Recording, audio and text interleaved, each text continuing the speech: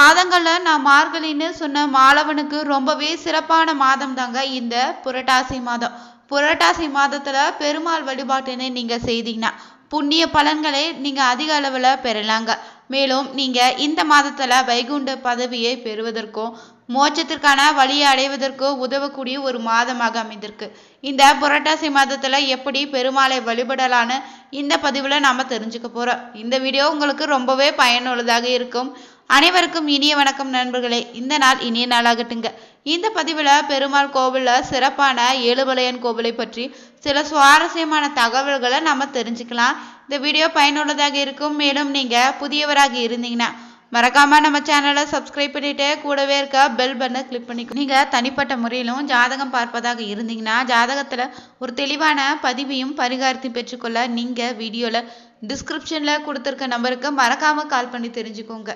பெருமாளுடைய அருளால அனைத்து விதமான துன்பங்கள்ல இருந்து நீங்க விடுதலை பெற வேண்டும் நினைச்சீங்கன்னா இந்த புரட்டாசி மாத வழிபாடு உங்களுக்கு ரொம்பவே கை கொடுத்துடுங்க. தமிழ் மாதங்கள்ல ஒவ்வொன்றுக்கும் தனித்தனி சிறப்பு இருக்குதுல்ல, அதே போல பார்த்தீங்கன்னா ஒரு சில மாதங்கள்ல மட்டும்தான் ஆன்மீகத்தின் சக்தி அதிகமாக இருக்கும். அதன்படி பார்த்தீங்கன்னா தமிழ் மாதத்துல 6வதாக புரட்டாசி மாதத்துல பார்த்தீங்கன்னா இந்த ஆன்மீகத்தினுடைய சக்தி அதிகம் நிறைந்ததாக இருக்குது. இந்த மாதத்துல நீங்க வழிபாடு செய்வது பார்த்தீங்கன்னா உங்களுடைய பாவங்களையும் துன்பங்கள்ல இருந்து உங்களை விடுவிக்குங்க. மகிழ்ச்சியும் புண்ணியத்தை கொடுக்கக்கூடிய அதிக சக்தி வாய்ந்த ஒரு மாதம் தாங்க இந்த புரட்டாசி மாதம்.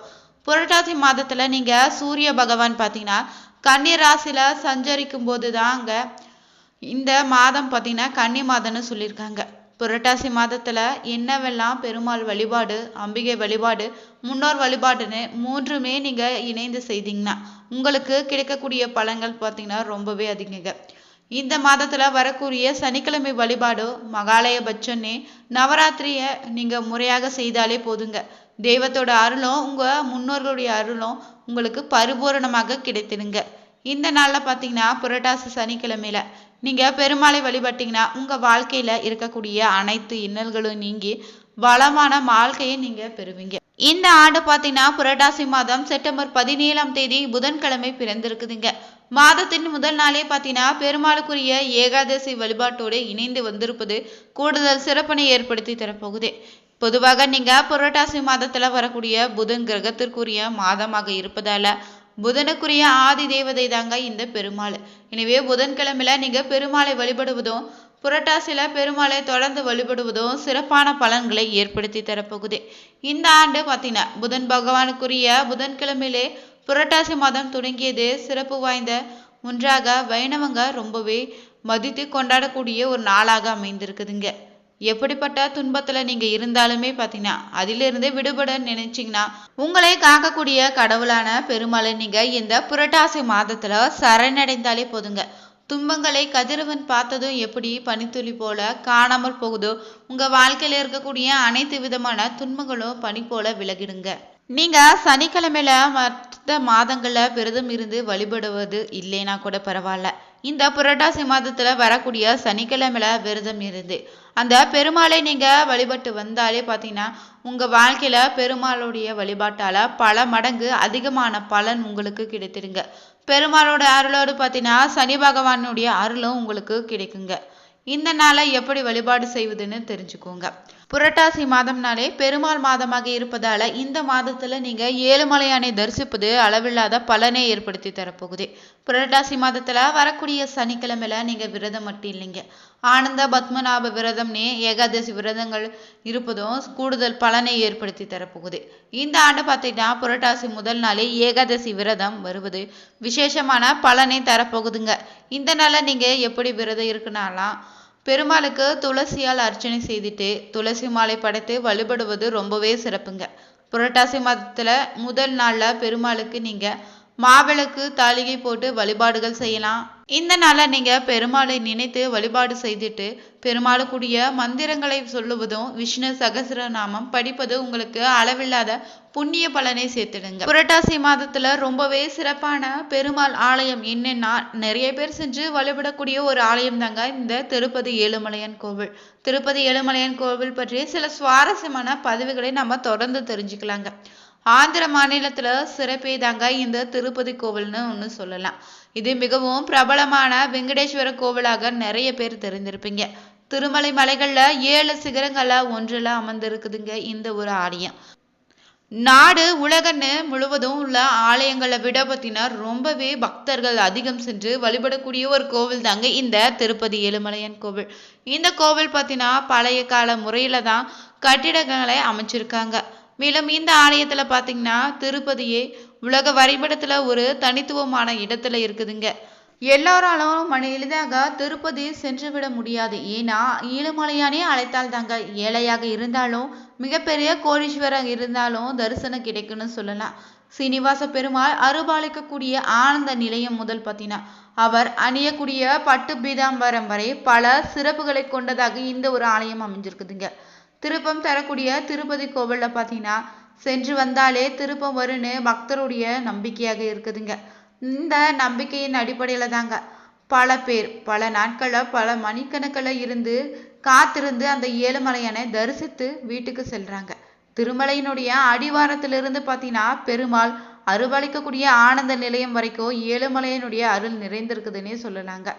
ஆந்திர மாநிலத்துல தான் சித்தூர் மாவட்டத்துல கிழக்கு தொடர்ச்சி மலைகளினுடைய அடிவாரத்துல அமைந்திருக்குதுங்க திருப்பதி கோவில். இது நகரத்தை ஒட்டியுள்ள திருவேங்கட மலையின் மீதுள்ள ஏழுமலையான் கோவில் கொண்டிருக்கிறாரு. சேஷாத்திரி, நீலாத்திரி, கருடாத்திரி, அஞ்சனத்திரி, வருஷபத்திரி, நாராயணத்திரி, வெங்கடாத்திரினே ஏழுமலைக்கு அதிபதி என்பதால பெருமாளுக்கு ஏழுமலையான்னு பக்தர்கள் இங்கு அழைக்கிறாங்க. இந்தியாவிலே பார்த்தீங்கன்னா நம்பர் 1 பணக்கார கோவில்ல உலகிலேயே அதிகமான பக்தர்கள் வழிபடக்கூடிய கோவிலும் இது ஒண்ணுதாங்க. இங்கு மட்டும் ஒரு நாளைக்கு பார்த்தீங்கன்னா சராசரியாக 50 முதல் 70,000 பக்தர்கள் சுவாமியை தரிசித்து செல்றாங்க. அதுவே விசேஷ நாட்களாக இருந்துச்சுன்னா 5 லட்சம் பக்தர்கள் வரை ஏழுமலையானை தரிசிப்பதாக சொல்லப்படுதுங்க. ஏழுமலையானுடைய மலை மேல் இருக்கக்கூடிய ஏழுமலையானுடைய திருவுருவச் சிலை பார்த்தீங்கன்னா எப்போதுமே 110 டிகிரி ஃபாரன்ஹீட் வெப்பநிலையில இருப்பதாக சொல்றாங்க. ஆனா திருமலை 3000 அடி உயரத்துல இருக்கக்கூடிய குளிர் பிரதேசம். அதிகாலையில பார்த்தீங்கன்னா 4:30 மணிக்கு குளிர்ந்த நீரும் பால் திரவியங்களால அபிஷேகம் நடத்தப்படுதுங்க. ஆனா அபிஷேகம் முடிந்தவுடனே ஏழுமலையானுக்கு வேர்க்குதான். ஈதாம்பரத்தை கொண்டு வேர்வையை ஒற்றி எடுக்கிறாங்க. மேலும் பார்த்தீங்கன்னா இந்த ஒரு ஆலயத்துல வியாழக்கிழமையில அபிஷேகத்திற்கு முன்னதாக தான் நகைகளை கலற்றும் போது பார்த்தீங்கன்னா ஆபரணங்கள் அனைத்துமே சூடாக கொதிப்பதாக சொல்லப்படுது. பெருமாளுடைய அபிஷேகத்திற்கு ஸ்பெயின்ல இருந்து குங்குமப்பூவும், நேபாளத்திலிருந்து கஸ்தூரினே, சைனாவிலிருந்து புனுகு, பாரிஸ் நகரத்திலிருந்து வாசனை திரவியங்களும் விலை உயர்ந்த பொருட்களும் வரவழைக்கப்படுதுங்க. இந்த கோவில பாலத்துல சந்தனத்தோடு பார்த்தீங்கன்னா கரைக்கக்கூடிய 51 வட்டுல பால் அபிஷேகம் செய்யப்படுதுங்க. பிறகு கஸ்தூரி சாத்தியும் புனுகு தடவப்படுதுங்க. காலை 4:30 மணி முதல் 5:30 மணி வரை அபிஷேகம் நடைபெறுது.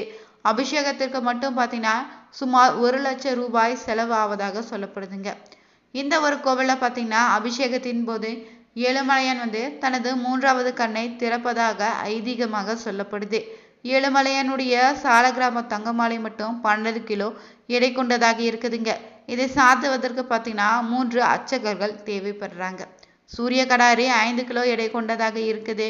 பாதகவசம் 375 கிலோ எடை கொண்டதாக இருக்குதுங்க.